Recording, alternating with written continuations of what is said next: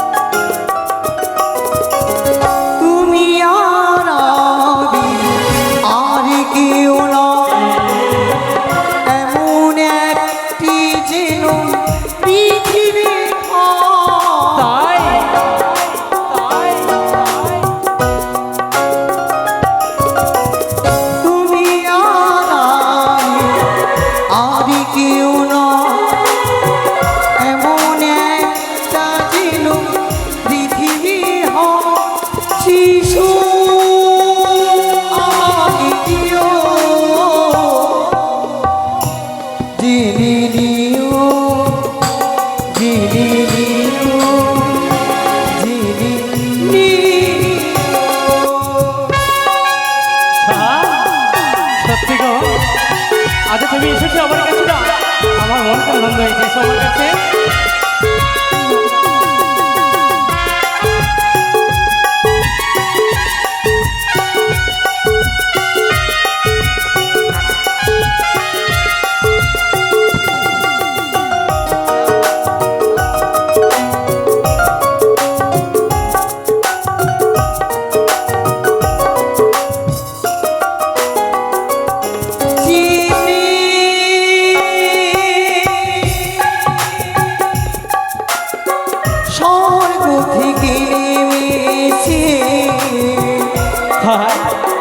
জীবনী অমর হইরা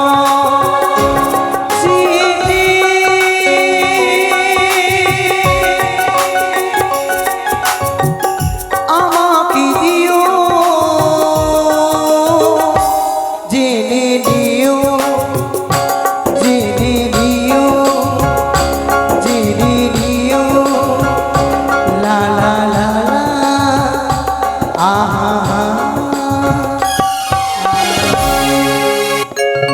কথা বলে তো ওষা, আমাকে ছেড়ে কোথায় গিয়েছিলি? তবে ছেড়ে আমি কোথায় গিয়েছিলাম? হ্যাঁ তুমি জানো না, আজ দুইজন মিলে আমরা সেই পুষ্প বাগানে পুষ্প চয়ন করতে যাই। তবে তোমায় ছেড়ে আমি ছুটে গিয়েছিলাম সেই পুষ্প বাগানে গো। না, তুমি আমাকে একা কিনে ছেড়ে এলে কেন? তুমি কি আমাকে ভালোবাসো না? ওষা, আজ তুমি বলো যে তোমায় ভালোবাসি না। আমার মনে যখন তখন হয় যে তুমি আমাকে মিছামিছি ভালোবাসো। উষা গো, হ্যাঁ তোমায় আমি ভালোবাসি না, তোমাকে অনেক অনেক ভালোবাসি গো। আচ্ছা, তুমি এমন একটি কাণ্ড করলে সকল দেবতাগণ তোমার দিকে হাঁ করে তাকিয়েছিল। সত্যি? তবে আজ কেন আমার সেই দেবতাগুলো আমার দিকে হাঁ করে তাকিয়েছিল গো? আরে এমন করে বাদ্য বাজারে সকল দেবতা তোমার দিকে তাকিয়েছিল। উষা গো, তুমি তো জানোই আমার বাদ্য সরে এত ভালো করে বাজাই, জানো আমি বুঝতে পারি না। আচ্ছা, কেন জানি এই দেবতাগণ আমার জন্য প্রসন্ন হয়ে যায়। জানো, ওই জন্য তো তোমাকে আমি কোথায় রেখেছি জানো? কোথায় গো? এই পৃথিবীর মায়া মমতা ছেড়ে দিয়ে এই বুকের মধ্যে ভরে রেখে দেব। তবে একটি কথা বলবো উষা। বলো। যখন প্রথম আমরা দুজন সেই পুষ্প বাগানে চয়ন করতে পুষ্প যাই, তুমি এখন আমায় কি যেন বলেছিলে গো? কি কি যেন একটা কথা বলেছিলে আমায়। কি কথা বলেছিলাম মনে রয়েছে তোমার? ও, একটি কথা বলবো। বলো। ওই তোমার চোখে এমন জাদু, হ্যাঁ সত্যি যতবার দেখছি ততবারে যেন পাগলিনী হয়ে যায়। তুমি পাগল হয়ে যাচ্ছ? সত্যি? সত্যি। আর এই কথাটাই তো তোমায়। ও গো দেখিয়া তোমার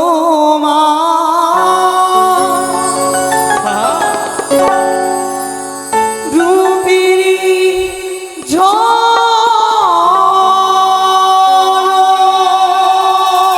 তাই বুঝি?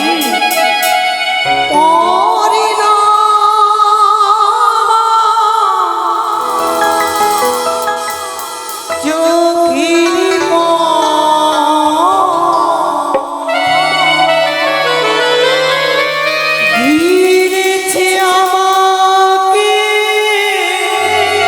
কি গো কি গো ভিতর বাহিরে তোমার প্রেম যোগে কেন যে এত মায়া লাগে হায় গো কেন যে এত মায়া লাগে ওই দেখো না ওদিকে যেন কোকিল কত গানের সুরে যাচ্ছে দেখো তুমি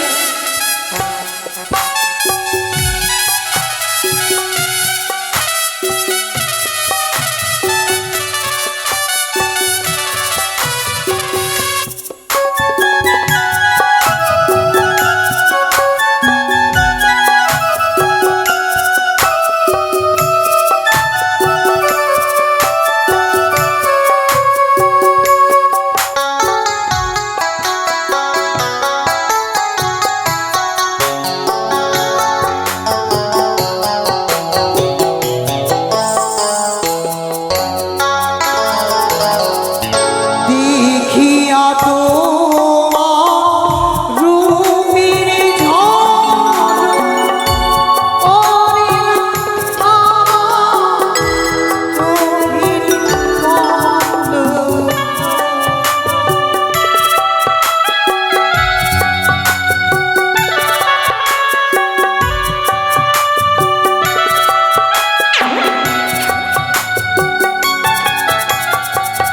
দেখিয়া তোমার রূপের ঝলক ওরে চোখের পলক ঘিরেছে আমাকে ভিতর তাই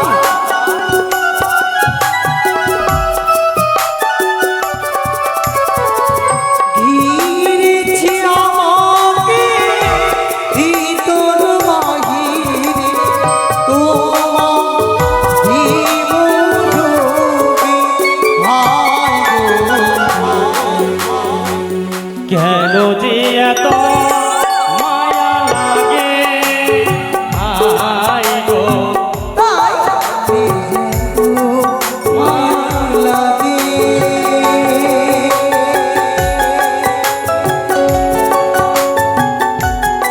দেখো দেখো আমার না আজ আকাশে কত আমার না ভীষণ লজ্জা করছে।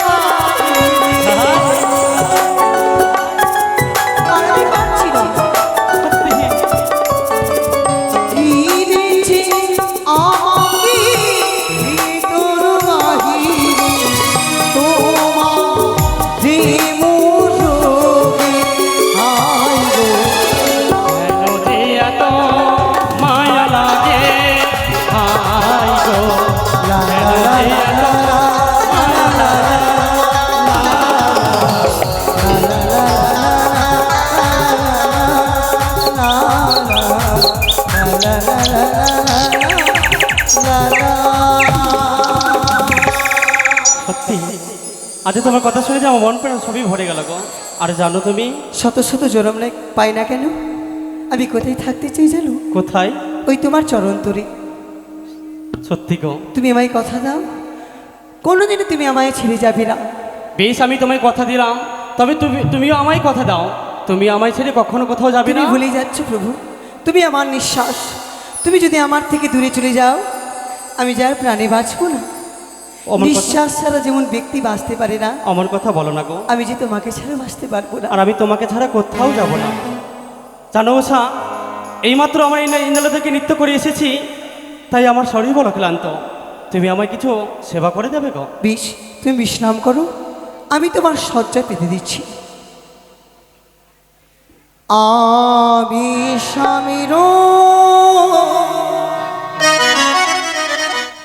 লাগিয়া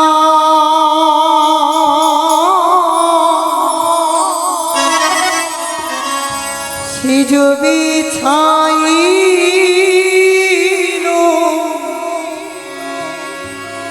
গাথিল ফুলের মালা,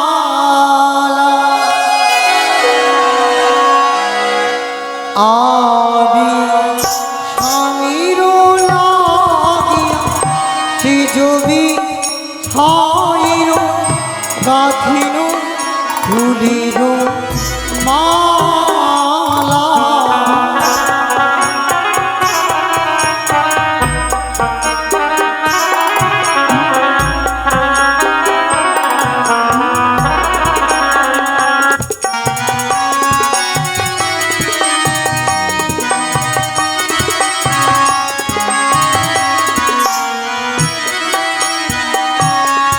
আমি গাথিল ফুলের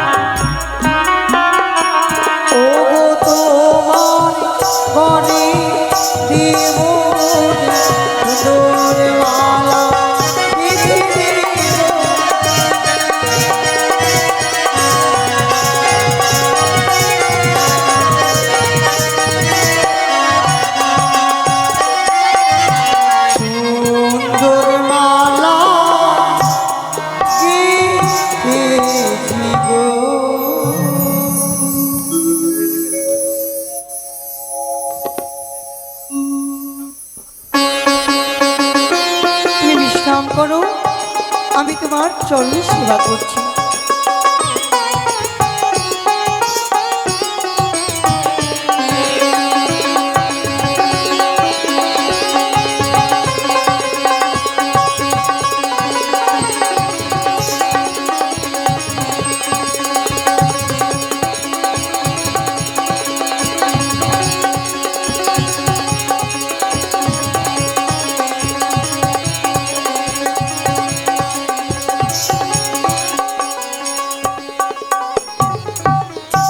নারায়ণ নারায়ণ। এই তো আমি এসে গেছি দেবরাজেন্দ্র দাসী দ্বারিকাতে যেথাই যেথাই অনিরুদ্ধ সার হইতে সেই কুটিরে, যেই কুটিরে আজ এক রমণী, এক নারী নিজের প্রতিদেবতার চরণে সেবায় রত। কিন্তু একদিকে দেবরাজেন্দ্রের আদেশ, একদিকে স্বামী সোহাগিনী উষারানীর পতির প্রতি ভক্তি ভক্তি। আমি কেমন করে ডাক দিই তারে? না না না, যদি ডাক নাই বাদি তবে তো দেবরাজেন্দ্রের কথা, দেবরাজেন্দ্রের বক্ষে যে ব্যাঘাত হবে, আঘাত হবে। না না, আমি ডাক দিই না কেন? উনি উষা,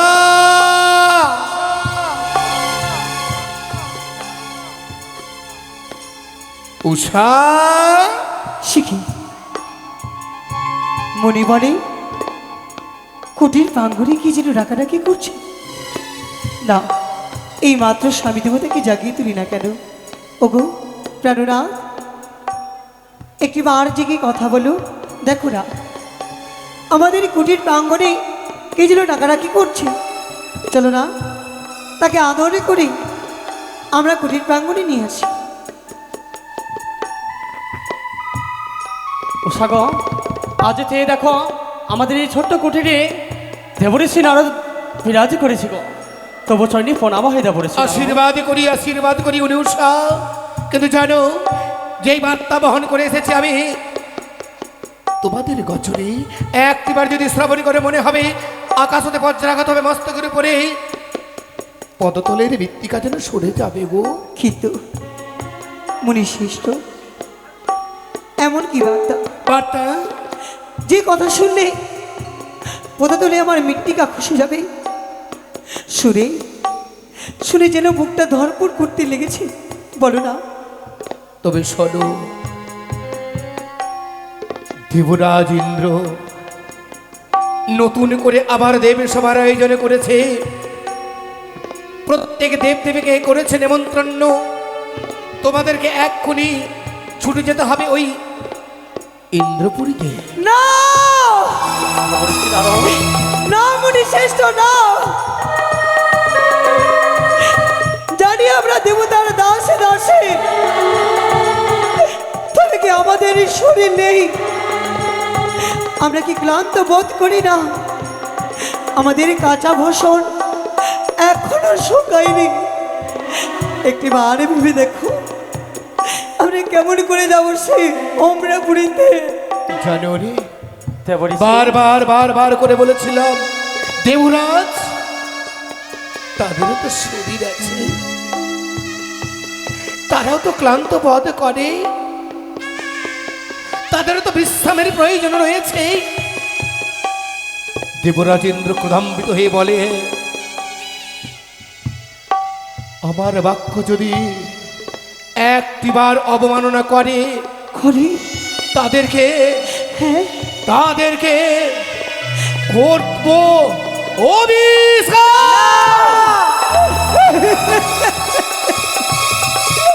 না মনে শ্রেষ্ঠ, না।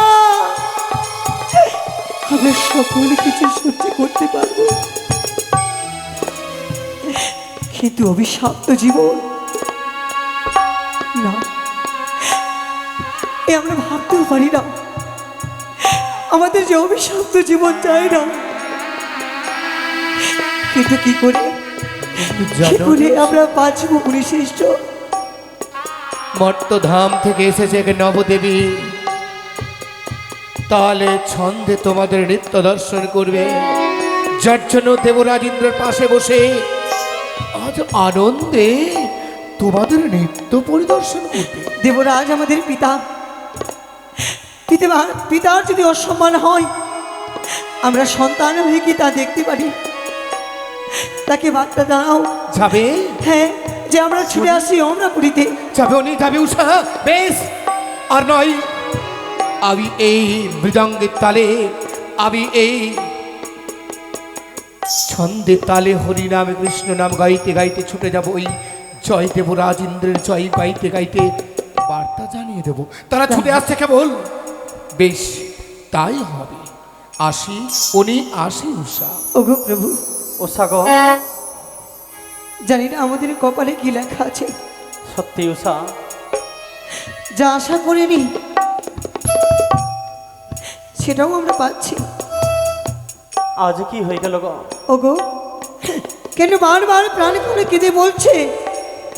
কেন যে এবার আমার মন খারাপ ভুলে চলে যাচ্ছে? ওরে উষা, তুমি যেও না সে অমরাপুরীতে। শোনো গো, এই কথা তুমি বলো না। তুমি হয়তো ভুলে গেছ আমরা যে দেবতার অপ্সরী দেবাদিদেব ইন্দ্রদেবীর আমার হচ্ছে বক্সমুক্ত চাকর, তার কথাই আমাদের অক্ষরে অক্ষরে পালন করা আমাদের বার্তা। এই কথা সত্যই, কথাই বলেছে স্বামী আজ্ঞা পালন করা নারীদের কর্তব্য। তুমি যা বলবে আমি তাই মেনে নেব। তবে চলো, আর বিলম্ব নাই গো। চলো, নিত্যদিনের মতো হরগৌরী মায়ের জন্য পুষ্পাঞ্জলি অর্পণ করে তারপরেই ছুটে যাবো সেই অমরাপুরীতে। তাই হবে গো, চলো।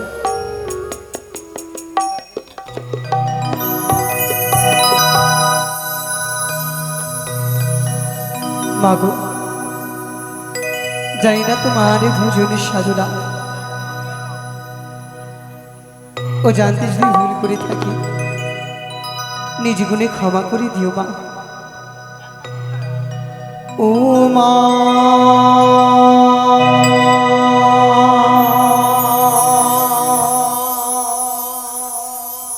দুর্গে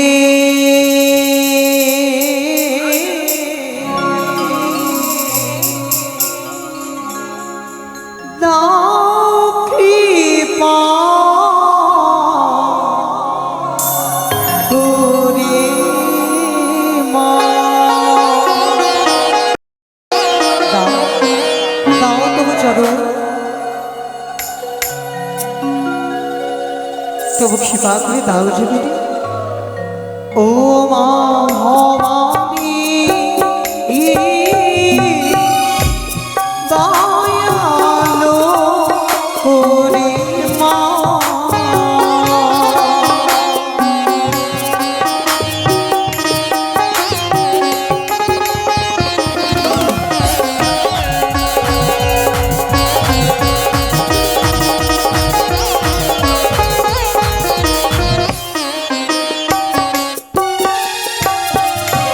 বীর পুষ্প দিয়ে ও জীবন তোমার কৃপা করো মা, লইয়া সরো।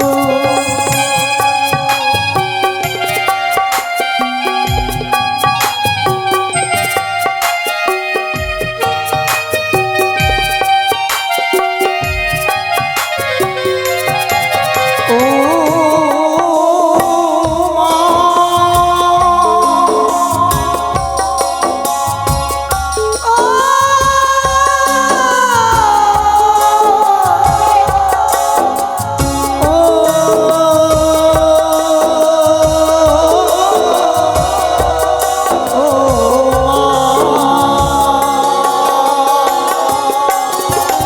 নীল পুষ্প দিয়ে ও জীবন তোমায় কৃপা করো মা, লইলাম শরণ। ও মা দুর্গে,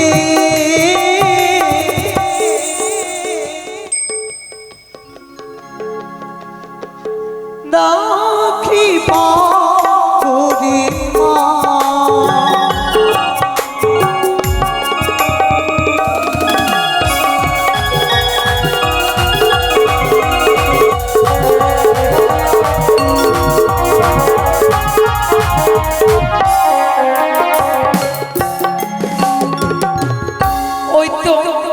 যেন অদূর হইতে আমারে ভক্ত অনিরুদ্ধ উষা আমায় স্মরণ করেছে। বিলম্ব নয়, আমি এই মুহূর্তে ছুটে যাব অনিরুদ্ধ উষার নিকটে।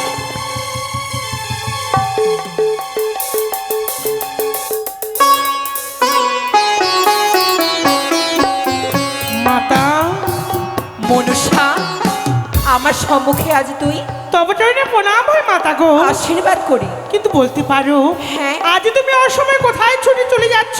আমি ছুটে চলেছি, আমারে ভক্ত আমারে পূজায় অর্চন করেছে। ও, আজ তোমার ভক্ত স্মরণ করেছে বলে হ্যাঁ, সে ভক্তির ঘটে অধিষ্ঠান হতে চলেছ। হ্যাঁ। কিন্তু মা, বলো। প্রত্যেক দিন ঘটে অধিষ্ঠান হও, কিন্তু আজ তুমি সেই ঘটে অধিষ্ঠান হয় না। না, আমার সম্মুখ থেকে সরে যা তুই। তাহলে? আমায় ঘটে অধিষ্ঠান হতে দে। যাবে? বেশ, যাও। দাঁড়াও!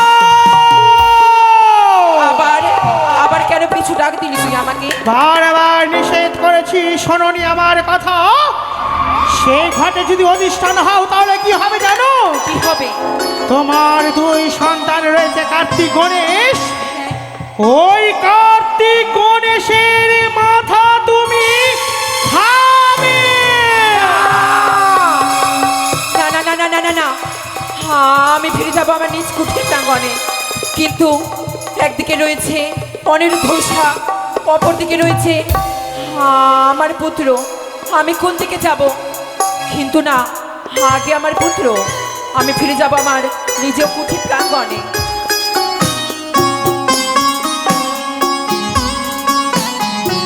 দেখা দাও, একবার তুমি দেখা দাও।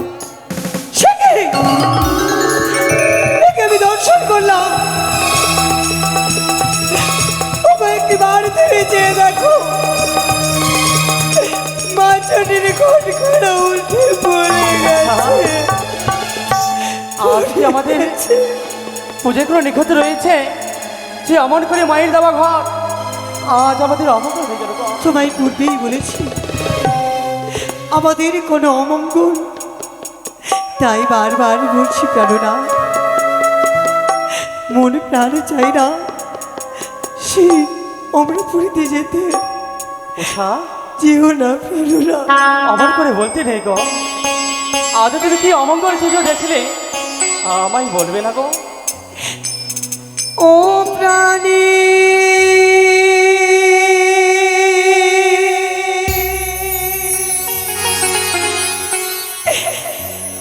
না তো গো। উষা,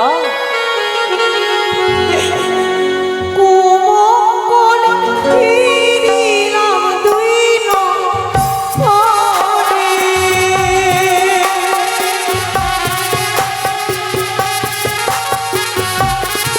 কেঁদো না উষা, তুমি কেঁদো না।